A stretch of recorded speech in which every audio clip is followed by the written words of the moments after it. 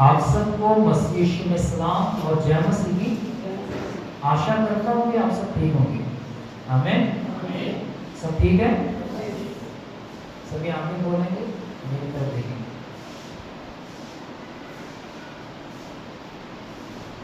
कितने लोग हैं जो अभी भी बच्चे हैं?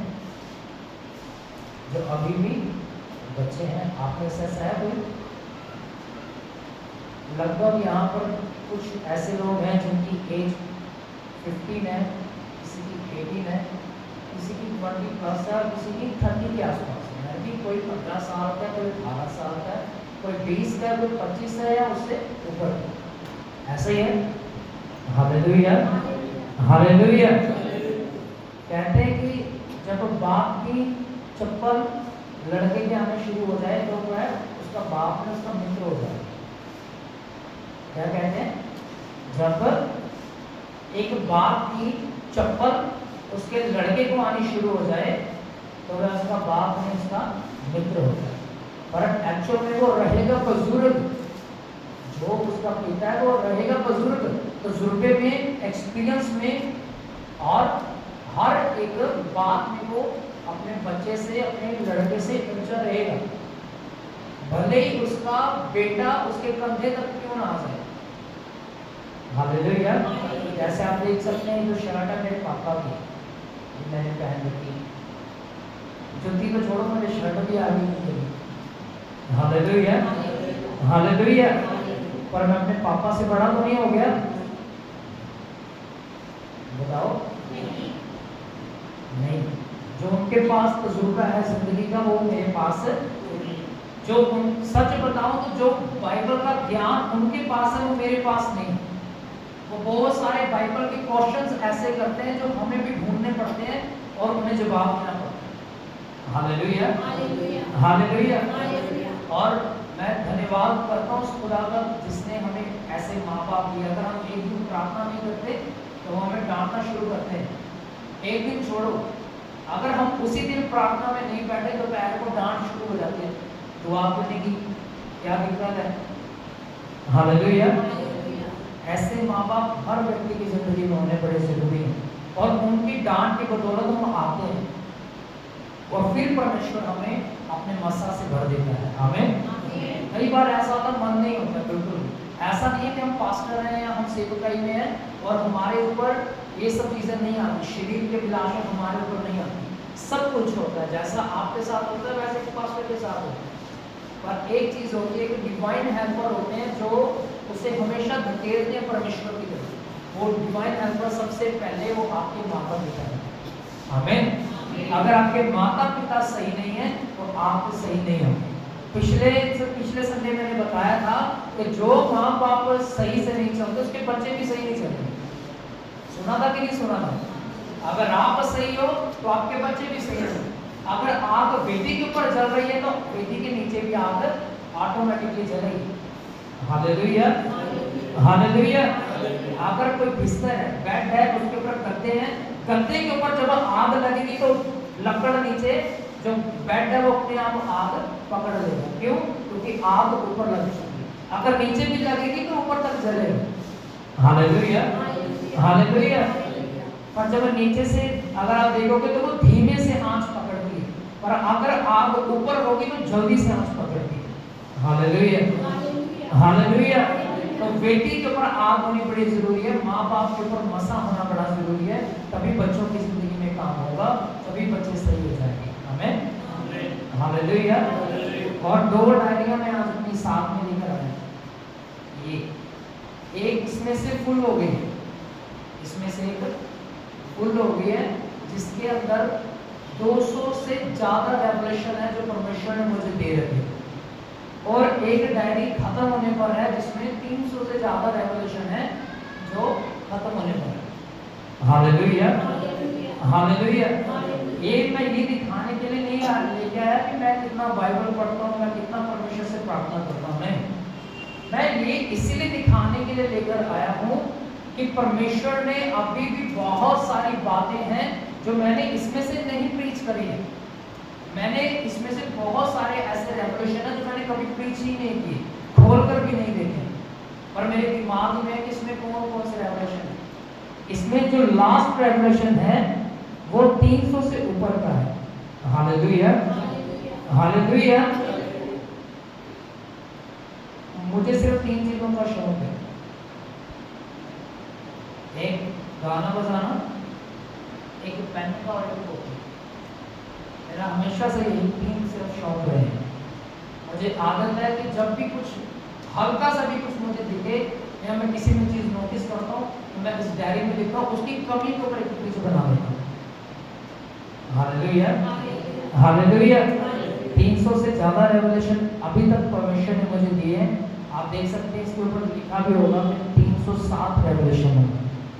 आमीन, हालेलुया। और ये परमेश्वर ने इसलिए दिए क्योंकि मैं उसके पास गया हूँ और उसने मुझे ये रेवलेशन दिए हैं। आमीन। आने वाले समय में बहुत सारी बातें हम इन रेवलेशंस में से भी सीखने पाएंगे। Hallelujah, hallelujah. कल रात की बात है, कल जब हम नाइट प्रार्थना कर रहे थे, मैं भाई विवेक थे, भाई कमलेश थे, और उस समय मेरे दिमाग में एक बात थी कि प्रभु मैं उन डायरीज को नहीं खोलना चाहता हूँ, मैं कुछ नया बताना चाहता हूँ, तेरे लोगों को कुछ नया सिखाना चाहता हूँ, ऐसा कुछ नया मुझे दे। तो परमेश्वर ने मुझे पौलुस ने जो बात बोली वो वर्ष दिया, हम निकालें कि फिलिपियों की किताब 1 अध्याय उसकी 12वीं आयत को 21वीं आयत को पढ़ें। फिलिपियों की किताब 1 अध्याय उसका 21 वचन। 1 अध्याय उसका 21 वचन। फिलिपियों की किताब 1 अध्याय उसका 21 वचन। बड़ी सुंदर बात जो है पौलुस बोलता है उस जगह पर। पेज नंबर है 272 नॉर्मल बाइबल में। अध्याय है 1, वर्ड्स है 21। जिसको मिल गया वो पढ़ेगा। मिल गया किसी को? क्योंकि मेरे लिए जीवित रहना मसीह है और मर जाना लाभ है। हाँ, आप इसे बड़ा धीमा धीमा पढ़िए, दोबारा से पढ़िए। क्योंकि मेरे लिए कहता क्योंकि मेरे लिए जीवित रहना मसीह है और मर जाना लाभ है। Hallelujah, hallelujah. सब मेरे पीछे बोलेंगे, जीवित रहना मेरे लिए मसीह और मर जाना मेरे लिए लाभ है, लाभ है। हालेलुया। समझ आया इस वचन का मतलब? पौलुस कहता है कि मैं मसीह के लिए जीता हूं। किसके लिए? किसके लिए? सभी बोले किसके लिए? मसीह के लिए। ऊंची आवाज से बोलेंगे किसके लिए? मसीह के लिए। मसीह के लिए जीता हूं, और अगर मैं ना भी जीऊं, अगर मैं मर भी जाऊं तो मुझे हानि नहीं है, वरन क्या है? लाभ है। जीना मेरे लिए मसीह और मर जाना मेरे लिए लाभ है। पर बड़े दुख की बात है कि आज एक मसीह व्यक्ति, क्रिश्चियनिटी में आने वाला व्यक्ति, बाइबल को जानने वाला, यीशु मसीह को जानने वाला, पहचानने वाला व्यक्ति मसीह में नहीं जीता है। इसमें नहीं जीता है, मसीह में। मसीह में जीने का मतलब ये नहीं है आप चर्च आते हो, ये मसीह में जीना नहीं। आप ताली बजाते हो, ये मसीह में जीना नहीं। आप उछलते हो, गाते हो, मसा से भरते हो, घर पे चले जाते हो, ये मसीह में जीना नहीं है। मसीह में जीना उसमें पूरी तरह से मर जाना है। फॉर एग्जाम्पल, किसी के पास पानी की बोतल है, लेके आना। ये देखिए, ये पानी है, आपने इसको ऊपर तक भर देंगे तो ये यहां पर पड़ा है। ध्यान से देखिए, इसको कोई हिलाए, इसको मारे, इसको कोई फेंके, इसको कोई फर्क नहीं पड़ता। ये उठ के आपको मार रहा है, या इसने मुझे मारा, नहीं मारा। अगर आप एक कोक की बोतल ले लो, ब्लैक वाली, या लिम्का ले लो या कोक ले लो, उसको हिलाओ जोर जोर से, जब उसका ढक्कन खोलोगे तो क्या होगा, प्रेशर बनेगा और वो उसकी धारा निकलनी शुरू हो जाएगी, क्योंकि उसके अंदर गैस है। Hallelujah, hallelujah. और मसीह में जीना इस पानी की तरह है। कोई भी आए, कोई भी गाली दे, कोई भी थप्पड़ मारे, कोई भी गाली गलौज करे, कोई भी तुम्हें छेड़े, कोई भी तुम्हें डांटे, उससे कोई फर्क नहीं पड़ता। पानी शांत रहता है, इससे कोई फर्क नहीं पड़ता इसे कौन क्या कहते हैं। पर जो मसीह में नहीं है वो कोक की तरह है, उसको 2 थप्पड़ मारे करके बाहर आ गया। हालेलुया, समझ पा रहे हो? वो व्यक्ति कोक की तरह होता है। इसीलिए पौलुस कहता है जीना मेरे लिए मसीह, मर जाना मेरे लिए लाभ है। जीऊंगा तो मैं मसीह के लिए, अगर मर भी जाऊं तो भी मुझे लाभ है। मुझे पता है कि मैं नर्क में नहीं बल्कि परमेश्वर की गोद में चला जाऊंगा। Hallelujah, hallelujah. एक और उदाहरण दे, कब्र में चले जाओ, वहां जो कब्र होती है बनी होती, उसको उधेड़ना शुरू करो, मिट्टी निकालना शुरू करो, उसमें जो बंदा पड़ा है या जो कंकाल पड़ा हुआ है, उसको लात मार लो, थप्पड़ मार लो, उठ के मारेगा आपको? नहीं मारेगा, क्योंकि वो मर चुका है, पूरी तरह से उसके अंदर से प्राण जा चुका है, वो आपको नहीं मार सकता। हमें मसीह के लिए ऐसा ही जीना है, क्योंकि पौलुस कहता है, पहला पंक्तियों में लिखा है, मैं पढ़ाऊंगा आगे, लिखा मैं पथराव मैंने सहा, मैंने 5 बार भेंटे खाई है, मैंने बहुत बार जेल का सामना किया, मैंने बहुत बार 39 कोड़ों की मार खाई है। आपको बता दूं पुराने समय के कोड़ों के बारे में, जब एक कोड़ा पड़ता था 50 ग्राम मांस एक कोड़े के द्वारा बाहर आता था। कितने ग्राम? 50 ग्राम, समझ लो कितना, कम से कम इतना 50 ग्राम मांस एक कोड़ा जब पड़ता था पीठ के ऊपर, 50 ग्राम मांस वो कोड़ा खींच कर लिया। कहता मैंने पता नहीं कितनी बार 39 कोड़ों की मार खाई है, मैं आपको पढ़ाऊंगा भी आगे। और वो मसीह के लिए, असल मसीह में जीना उसे कहते हैं। अगर कोई कहता कि मैं क्रिश्चियन हूं, तो पहले आप पौलुस का जीवन देखिए कि उसका जीवन कैसा था। उसका जीवन कैसा नम्रता से भरा हुआ था। बार बार जेल में जाने के बावजूद, बार बार मार खाने के बावजूद, बार बार बेटे खाने के बावजूद, बार बार पथराव सहने के बावजूद भी, और बड़ा विरोध होने के बावजूद भी वो शांत रहता था। क्या रहता था? क्या रहता था? शांत रहता है। Hallelujah, hallelujah. उसको पता है कि मेरे लिए जीना मसीह है और मर जाना मेरे लिए, सभी बोले क्या है? नुकसान है कि लाभ है? Hallelujah, hallelujah. दोबारा से पढ़ेंगे इसी साइड को। क्योंकि मेरे लिए, कहता है क्योंकि मेरे लिए जीवित रहना मसीह है और मर जाना मेरे लिए, सभी बोले मेरे लिए, मेरे लिए। हालेलुया। आप बताइए बड़ी ईमानदारी से, कौन है जो कहता कि जीना मेरे लिए मसीह है और मर जाना मेरे लिए लाभ है? कोई कह सकता है इस बात को? ये बात वही बोल सकता है जो पौलुस की तरह जीता है। उसे कोई फर्क नहीं पड़ रहा था कि वो बार बार जेल में जाएगा, बार बार उसे मार खानी पड़ेगी, कोड़े खाने पड़ेंगे, उसे कोई दिक्कत नहीं। कहता आता तो आने दो, मसीह ने जो मेरे लिए किया ये उसके सामने कुछ भी नहीं। हालेलुया। आपको पता पौलुस इतना ज्ञानवान था, उसके पास बड़ी बड़ी डिग्रियां थी, उसको बहुत सारी भाषाएं आती थी। उसने कहा ये सारा ज्ञान परमेश्वर के ज्ञान के सामने कूड़ा है। सारा ज्ञान परमेश्वर के ज्ञान के सामने क्या है? क्या है? Hallelujah, hallelujah. पौलुस दिखावे का जीवन कभी भी नहीं जीता था। वो जो था उसने अपने आप को लोगों के सामने रख दिया। वो जैसा था उसने लोगों के सामने अपने आप को रख दिया। जब उसने प्रचार किया, वैसा प्रचार किया कि उसने मानो 10,000 को प्रचार करना। भले उसके सामने 100 बंदा होता था, वो ऐसे प्रचार करता था कि उसके सामने लाख बंदा खड़ा है, क्योंकि उसके अंदर प्रेम था परमेश्वर के प्रति, यीशु मसीह के प्रति। Hallelujah, hallelujah. मत्ती की किताब 10 अध्याय 33 आयत को पढ़ूंगा मैं आपके लिए। मत्ती की किताब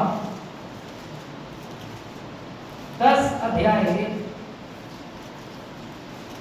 33 वचन को मैं आपके लिए पढ़ूंगा। लिखा है,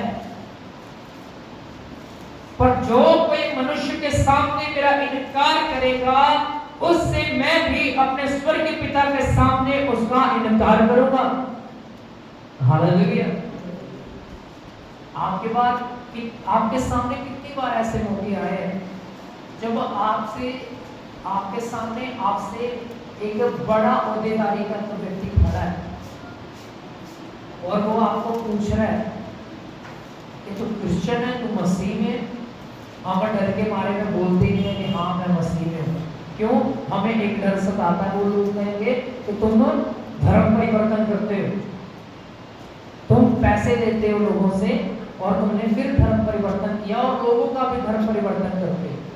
लोगों को डर सताता है इस बात का कि लोग उनके बारे में क्या सोचेंगे, समाज उनके बारे में क्या सोचेगा।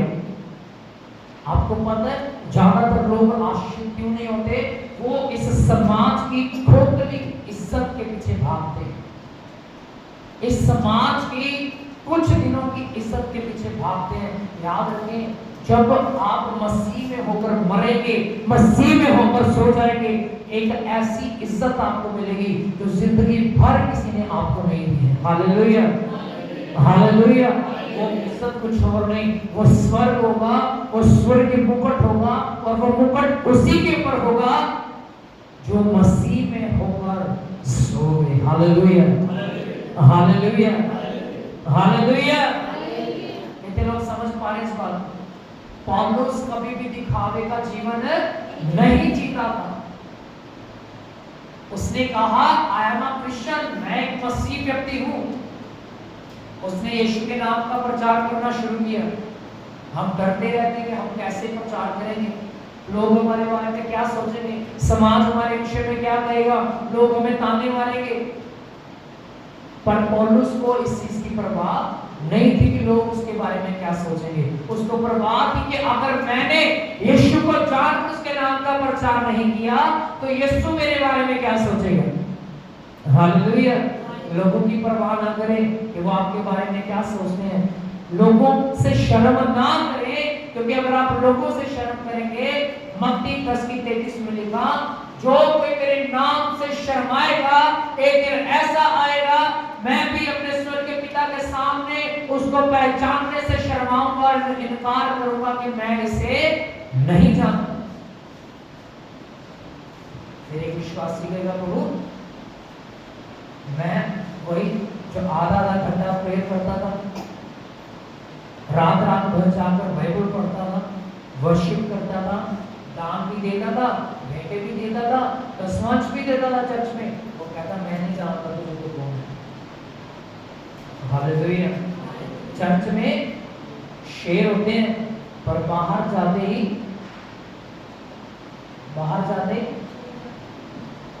अंदर हो जाते, लोगों के सामने हिम्मत ही नहीं पड़ती मुंह खोलने की, मैं मसीह हूं। Hallelujah, hallelujah. मैं अपने पौलुस की बात बताता हूं, मेरा पूरा पौलुस जानता था कि ये बंदा मसीह क्रिश्चियन। और उस समय मैं टर्बन बांधता था, मैं पगड़ी बांधता था, आज से 3 साल पहले की बात। और मेरी क्लास में 3 लड़के सरदार थे और वो मुझे रोज ताने मारते थे, ये देख जाली सरदार, ये नकली सरदार, ये पैसे लेके इसने अपना धर्म बदल दिया, धर्म परिवर्तन कर दिया।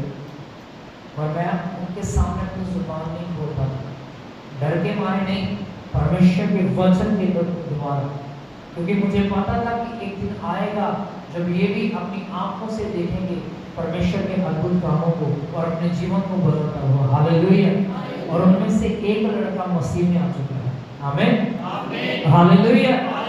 और वो मुझे आज भी कहता है, रागिर मैंने सच में बहुत गलत किया यार, तुझे मैं हर बार ताने मारता रहा। और उसकी जिंदगी में गवाही ऐसे खड़ी हुई, उसकी मम्मा को दुष्ट आत्मा के अटैक होने शुरू हो गई। बाबा के पास जाते थे, बाबा कुछ समय के लिए ठीक करते थे, फिर से वही हाल हो जाता था। फिर चर्च में गए, जलंधर में एक पासवान मुझे जानते थे, तो मैंने बोला वो तेरे गांव के पास में है, तो उधर ही चला जाए। तो उधर उसने जाना शुरू किया। परमेश्वर ने उसकी मम्मी को जान के वो पूरा घराना मसीह में है। Hallelujah, hallelujah. तो आज भी बड़ा मैंने तो माफ कर ही दिया था उसी समय, मुझे इस चीज का दुख नहीं था कि वो लोग मुझे ताने देते हैं, मुझे सताते हैं, मुझे इस बात का कोई दुख नहीं था उस समय भी, और आज भी नहीं है। उस समय भी मैं आनंदित होता था और आज भी मैं आनंदित होता हूँ कि परमेश्वर के नाम की महिमा होती है। आमीन, हालेलुया। पर मुझे उससे भी उन तानों से बढ़कर इस बात की खुशी है कि वो परिवार परमेश्वर के राज्य में उद्धार पा चुका है। आमीन, हालेलुया। कहता जो कोई मेरे नाम से शर्माएगा, एक दिन ऐसा आएगा मैं भी अपने स्वर्गीय पिता के सामने उसका इनकार करूंगा कि मैं इसे नहीं जानता, ये कहां का है या ये कौन है। हालेलुया। जब भी मौका मिले प्रचार करने का, दिल खोल के प्रचार। एक गीत गाते हैं हम, असी हिक ठोक के कहने हैं हालेलुया वाले हैं। आमीन, आमीन, हालेलुया, हालेलुया। आपको पता है पौलुस से ज्यादा सताव किसी के भी ऊपर नहीं है। दुनिया में कोई ऐसा इंसान आज तक ऐसा नहीं हुआ जिसने पौलुस के जितना पौलुस ने दुख सहा, जितना पौलुस ने दुख को बर्दाश्त किया, इतना दुख किसने बर्दाश्त किया। मैं अब आपको पढ़ाऊंगा, निकालें कि दूसरा ग्रंथियों 11 बार, दूसरा ग्रंथियों उसका 11वां अध्याय, उसकी 23 आयत से मैं आपके लिए पढ़ूंगा। दूसरा ग्रंथियों 11 अध्याय उसकी 23 आयत से, पेज नंबर है 255, 255 नॉर्मल बाइबल। पढ़ूंगा, लिखा है, क्या वे ही मसीह के सेवक हैं? मैं पागल के समान कहता हूं, मैं उनसे बढ़कर हूं। अधिक परिश्रम करने में, बार बार कैद होने में, कोड़े खाने में, बार बार मृत्यु के जोखिमों में। 24 वचन में यहां से असल बात शुरू होती है पौलुस की, कि उसने कितनी बार कोड़े खाए, कितनी बार जेल गया, कितनी बार पथराव सहा, कितनी बार सताव उसका हुआ, उसके ऊपर आया, कितनी बार उसका विरोध हुआ। अब आप सुनोगे ध्यान से, बाकी सभी मेरी तरफ देखेंगे। 24 आयत को मैं आपके लिए पढ़ूंगा। लिखा है, 5 बार मैंने यहूदियों के हाथ से 39 कोड़े खाए। कितनी बार? अरे कितनी बार? 5 बार। 5 बार कहता है मैंने कितने कोड़े खाए हैं? 39। और आपको खुद लगा लीजिए उसकी पीठ का नक्शा कैसा होगा, खुद सोच कर देखिए। यहाँ से जिस कोड़े से 50 ग्राम मांस निकलता है एक बार, 39 कोड़ों में क्या हाल होगा, और उसका 5 गुना कर दीजिए। Hallelujah, hallelujah. लगाइएगा पर हिसाब है। 39 कोड़ों की मार, 39 कोड़े उसने 5 बार खाए। कितनी बार खाए? तो आप खुद सोचो उसकी पीठ कैसे छली हुई होगी। यीशु मसीह से भी बढ़कर कोड़े खाए उसने। हालेलुया। और इसीलिए परमेश्वर ने सबसे अधिक उसे इस्तेमाल किया अपने काम में। जितना उसके ऊपर सताव आया, परमेश्वर ने उसको उतना ही ज्यादा इस्तेमाल किया। आमीन। कितनी बार कोड़े खाए उसने? 5 बार। कितने 39। एक बार 39, दूसरी बार फिर 39, तीसरी बार फिर, चौथी बार फिर, 5वीं बार फिर से 39। और आगे क्या कहता है 25वीं आयत में, 3 बार मैंने बेंटे खाई है, यानी कि डंडे खाए हैं मैंने। 1 बार मुझ पर पथराव किया गया। 3 बार जहाज जिन पर मैं चढ़ा था टूट गए। 1 रात दिन मैंने समंदर में काटा है। समंदर का पानी कैसा होता है? कैसा होता है? खारा होता है, बिल्कुल खारा। आपने खारा सोडा पिया कभी?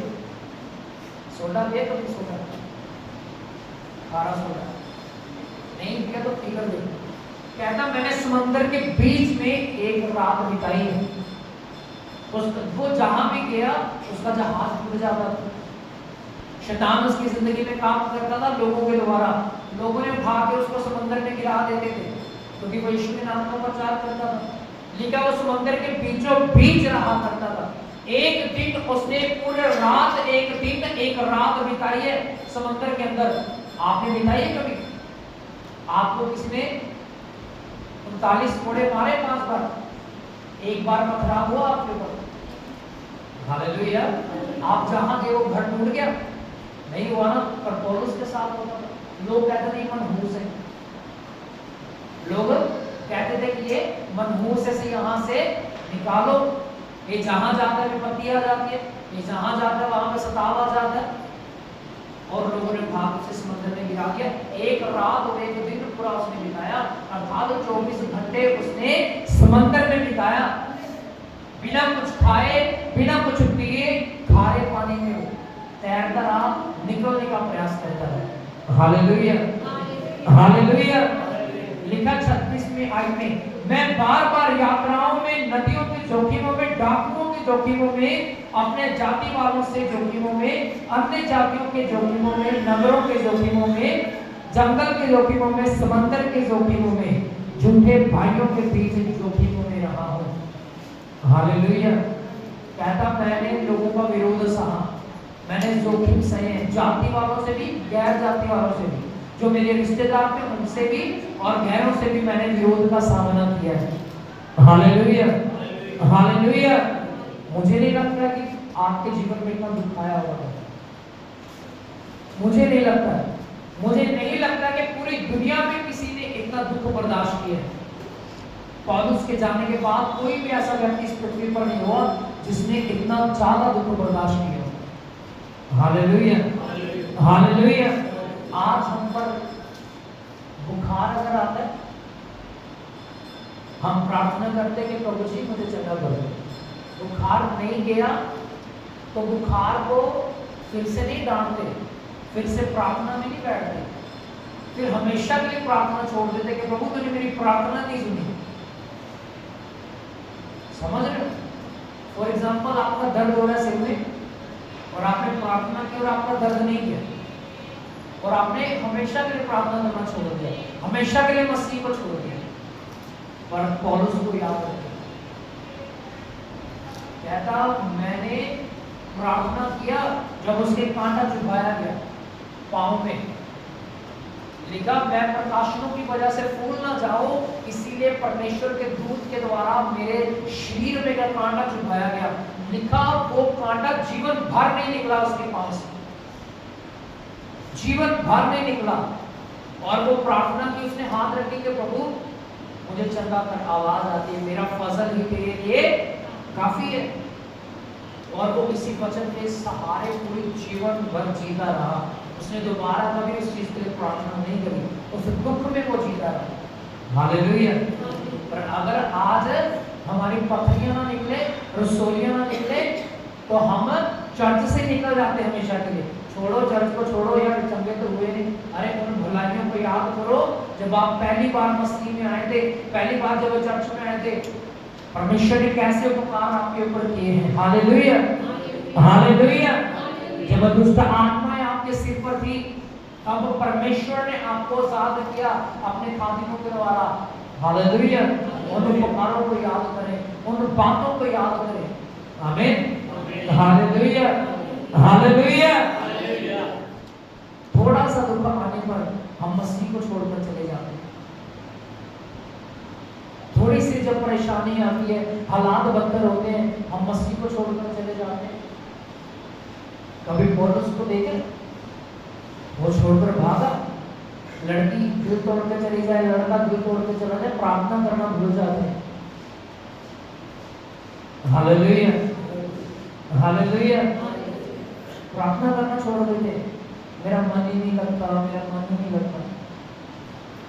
पौलुस को पूछकर देखिएगा कभी, जब आपका आमना सामना पौलुस से होगा ना स्वर्ग में, अगर इस बात को ध्यान से सुनेगा, अगर यीशु मसीह का निशान अभी भी है ना छेद के हाथ में, तो पौलुस की पीठ के ऊपर कोड़ों के निशान भी होंगे। अगर कोई व्यक्ति, कोई पासवान जल के मर गया, आज से कुछ साल पहले एक पास्टर की फैमिली प्रचार करने के लिए ग्राउंड में जा रही थी, लाखों की भीड़ उनका इंतजार कर रही थी, उनके बच्चों को और उनकी पत्नी को गाड़ी में जला के मार दिया गया और उनका जला हुआ शरीर आप देखोगे वहां पर, आपको वो शुद्ध नहीं देखेंगे मिलेंगे, आपको जिस कारण वो मरे वो कारण आपको वहां पर दिखाया जाएगा कि वही व्यक्ति है जो मेरे लिए मरा है। जैसे देखा ना कि यीशु मसीह जब मुर्दों में से जी उठा तो थोमा ने कहा मैं नहीं मानता कि तो यीशु मसीह है।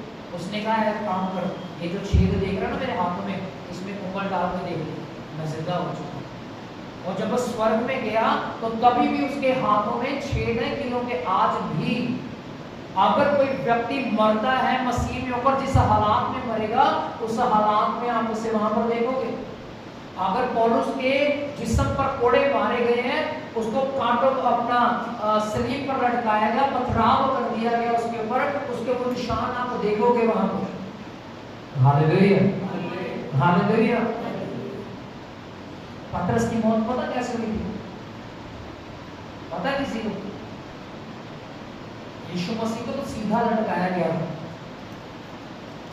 उसने रोमन्स को बोला मैं इस योग्य नहीं कि मैं अपने परमेश्वर के तुल्य सलीब पर चढ़ाया जाऊं, जैसा उसको चढ़ाया गया मैं नहीं चाहता तो मुझे ऐसा चढ़ाओ, मुझे उल्टा सलीब पर चढ़ाओ। सलीब उल्टी कर दी गई, सारा खून उसका दिमाग पर आ गया। हालेलुया।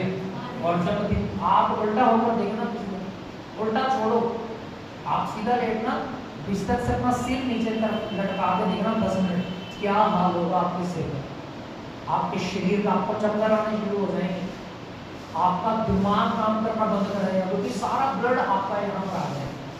और आप खुद सोचो, उसके हाथों में कितने ठोकी, पाँव में कितने ठोके, उसे उल्टा लटका दिया। Hallelujah, hallelujah.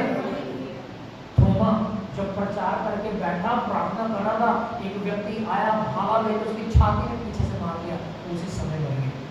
बहुत बार ऐसा हुआ है, जितने 12 चेले हुए उनकी मृत्यु ऐसे हुई। सिर्फ एक चेला था जो अपनी मृत्यु बड़ी आसान मौत मरा, जिसे हम कहते हैं कि अपनी पूरी बिना किसी सताव के मरा, वो था यूहन्ना, जिसने प्रकाशित वाक्य लिखा। लिखा वो पत्मोस टापू के ऊपर बैठा था, परमेश्वर से उठा लिया। हालेलुया।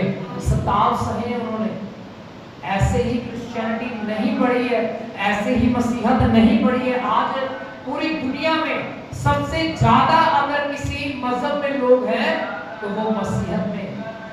अगर दुनिया में छपने वाली और पढ़ने वाली, समझने और सीखने वाली कोई किताब है तो वो बाइबल है। 500 करोड़ से ज्यादा कॉपी इसकी छप चुकी है और इसके आसपास कोई भी नहीं है।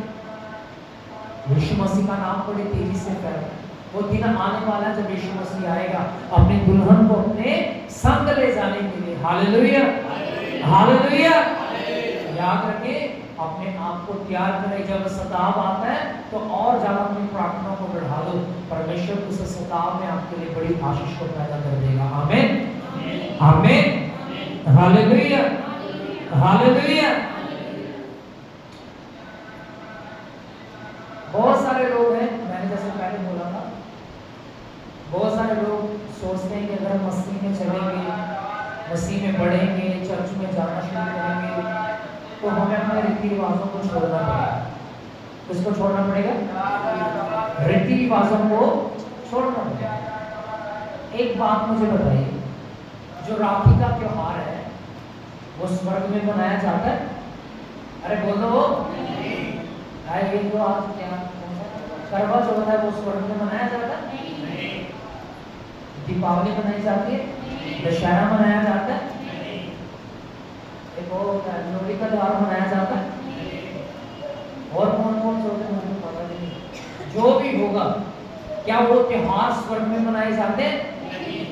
तो हम इस पृथ्वी पर भी नहीं मना सकते। हालेलुया।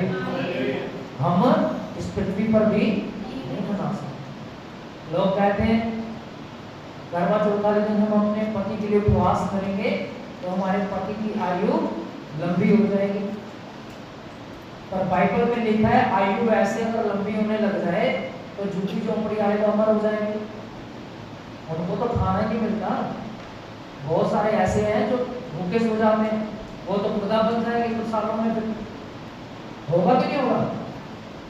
ऐसा नहीं होता। अगर आप भूखे रहोगे तो आपके पति की आपकी पत्नी की उम्र लंबी होने वाली नहीं है। एक प्रतिज्ञा के साथ एक वचन दिया गया है इफिसियों खत में 6:10 में लिखा है, उसमें लिखा अपने माता पिता की सेवा कर, उनका आदर कर, तब मैं तेरी आयु को बढ़ाऊंगा। Hallelujah, hallelujah. आयु बढ़ाने का एक ही जरिया है, अपने माता पिता का आदर करो, उनकी सेवा करो, और कोई वचन नहीं है। अगर लंबा जीना है अपने माँ बाप का आदर करो, लंबा जियो यीशु मसीह के नाम में। Hallelujah, hallelujah. लोग इज्जत पाने के लिए बड़ा कुछ करते हैं संसार कि अगर हम त्योहार नहीं मनाएंगे, लोग कहेंगे एक हम त्योहार मनाना भी छोड़ के रिश्तेदारों को खुश करना बंद कर दीजिए। एक ही नल में से दो तरह का पानी नहीं बह सकता, या तो रिश्तेदारों के हो जाओ या यीशु मसीह के हो जाओ। लिखा एक व्यक्ति ने कहा कि प्रभु जी आप यहीं पे ठहरो, मैं अपने पिता को गाड़ कर आता हूँ, मेरे पिता मर गए। उसने बोला मुर्दों को मुर्दे गाड़ने दे, तू मेरे पीछे चल। एक व्यक्ति ने कहा मेरी अभी अभी नई शादी हुई है, वो थोड़ा काम काज निपटाने वाला है, वो निपटाते रहने दे। उसने बोला यहाँ तो उस दुल्हन का हो जा या इस दूल्हे का हो जा। Hallelujah, hallelujah. समझ रहे हो? यहाँ तो संसार के हो जाओ या परमेश्वर के हो जाओ, यहाँ तो संसार की किश्ती में बह जाओ या उस किश्ती में बह जाओ जहाँ आज आपको धुंधला दिखता है, पर आने वाला समय बड़ा ब्राइट होगा, रोशनी से भरा होगा। Hallelujah, hallelujah. समझ आया? समझ आ गया सभी को? अगर सताव आता है तो हमें क्या करना है? अपनी प्रार्थना को बढ़ाना है। अगर बीमारियां पर बीमारियां आई जा रही है, अपनी प्रार्थना को बढ़ा दो, वो खत्म हो जाएंगे। दुष्ट आत्मा के अटैक बढ़ रहे हैं, अपनी प्रार्थना को बढ़ा दो, वो कम हो जाएंगे। बेटियां पत्नियां रसोलियां कुछ भी है, अपनी प्रार्थना को बढ़ा दो, परमेश्वर उन्हें अंदर ही अंदर फोड़ देगा, गला देगा, वो निकल जाएंगी यूरिन के जरिए। Hallelujah, hallelujah. अपनी प्रेयर को बढ़ा दो, अपनी संगति को पवित्र लोगों के साथ बढ़ा दो, परमेश्वर आपको बढ़ाना शुरू कर देगा। आमीन, आमीन, आमीन। एक सफल व्यक्ति से एक सवाल पूछा गया, इस बात को बोल के खत्म करूंगा, बाइबल मत कर लीजिए। एक सफल व्यक्ति जो करोड़ों की संपत्ति का अधिकारी था, उसको एक सवाल पूछा गया। सर, एक जर्नलिस्ट आया जिसे बोलते हैं, और जो आता है टीवी चैनलों पर दिखाने के लिए खबरें, वो अपना माइक लेके आ गया। सर, आपके सफल होने के पीछे का राज क्या है? कहता राज पता क्या है? आ जाओ मैं तुम्हें बताता हूँ। मेरे घर में आज तुम सबके लिए खाना है, मैं डिनर तुम्हारे लिए तैयार करवाऊंगा, तुम आ जाओ। उन्होंने बोला ठीक है, पहुँच जाएंगे। कैमरे ऐसे सेट करती उन्होंने सारा टेबल, एक बहुत बड़ा टेबल लगा हुआ था उनके सामने, और आपको पता 10-10 मीटर चम्मच आप उसके सामने रख देंगे। 10-10 मीटर, कितने मीटर? 10 से 10 मीटर के चम्मच लाते रखते। 15 लोग थे, 16 लोग थे, और इतने बड़े बड़े चम्मच ला के रख दिए। कहते इससे खाना खाओ, और शर्त यह है कि उसकी कॉर्नर से पकड़ना है, चम्मच की नुक्कड़ से पकड़ना है। वो इतना बड़ा चम्मच है, मुंह के पास कैसे आएगा? तो वो कोशिश करते रहे खाने की, करते रहे, कपड़ों पे गिरता रहा, कुछ नीचे गिरता रहा, खाना बर्बाद होता है। वो थका के रह गए, बस कैमरे बंद कर दो, हमें नहीं चाहिए आपकी सफलता का राज।